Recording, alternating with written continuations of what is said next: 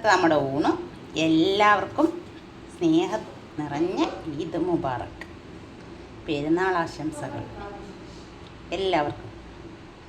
അപ്പോൾ നമുക്ക് പെരുന്നാളായിട്ട് സ്പെഷ്യലൊന്നുമില്ലായിരുന്നു, സാധാ ചോറും ഇറച്ചിക്കറിയായിരുന്നു. പരിപ്പ്,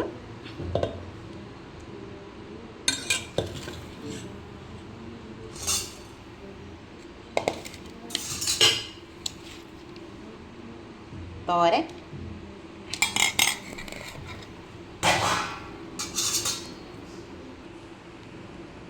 അവിയൽ,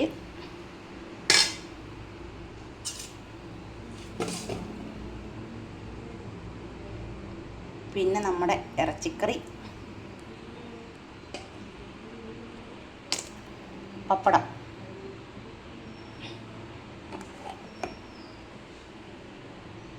അച്ചാർ. ഇന്നത്തെ ഊണ് ഇങ്ങനെയൊക്കെയായിരുന്നു.